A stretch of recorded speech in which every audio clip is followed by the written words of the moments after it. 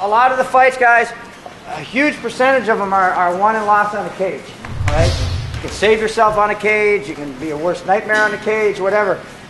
Brandon. You know, there's a whole philosophy when you walk into the cage, and we try to really utilize this when we're training the fighters. And from Thai boxing all the way up to, you know, MMA, doesn't matter. If the mentality, if you watch Thai boxing, they walk in and you watch them walk around the center of the ring. But they're talking about, this is my home. I own the home. This is the center of the ring is my home.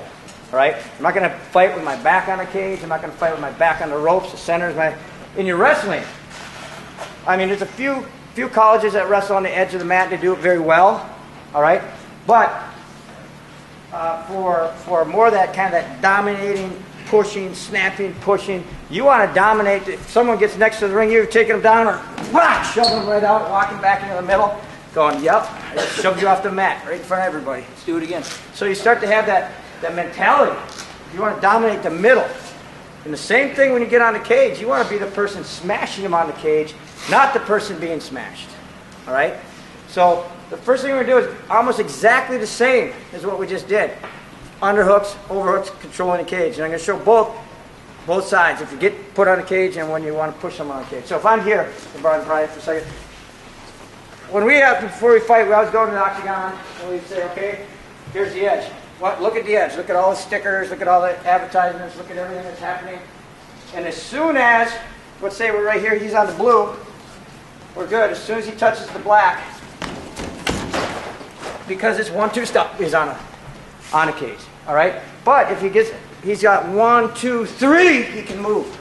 But usually that 1, 2. And now that's what you're looking for, that quick ability to get him on the cage. Right? So that's why when we're looking around, we always come in. You see where you're going to dominate. See where you want his foot. And so you're thinking about where you want him to step. And when he does, how are you going to put him in the cage? The other one is right here. The sumo, when I come in, my hands come tight. I'm going to come right up under his rib cage, right up under his chest. It's like that. So I just lift him right up, but it's not a lot of energy because I'm going like this. That's what you're kind of doing. But it's like, wow, wow, wow, wow. Now you got him in the cage. All right? Don't lift him too high because he can reach over your head. You don't want to lift him. Just enough. Because it's tiring too. On the heels, guys. All right? So now, we've gotten him on the cage, however we've done it. Smash him. Wow. Now, if I'm here, see how I've got my feet spread?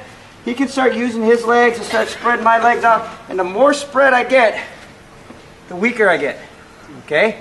The second thing that my guys have done it, and I'm yelling my face off trying to get them away, but they get their hips too far out.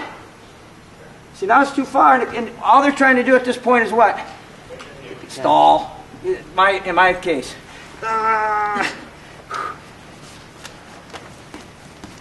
That's what it looks like. You're like, what are you doing? So much energy is wasted. They're shoving your head down. You're out there, and it's really tiring.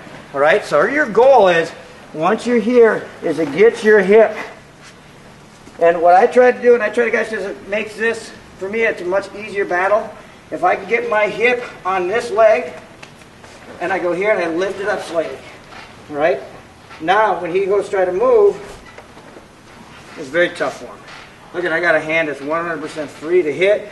This leg can be taken out. I can drop to the knee just like we just did. All right? We can start shuffling him down. But look at, I pin his leg on the ground, and what I'm doing is literally lifting up. So we might be starting here. Maybe you're out a little bit because he's rushed him. And you walk your leg in. Then you lift his hip right off the ground.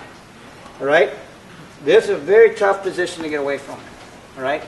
And we talked about last year the cheese grater. All right? This is a big old piece of cheese. All right? This is the grater.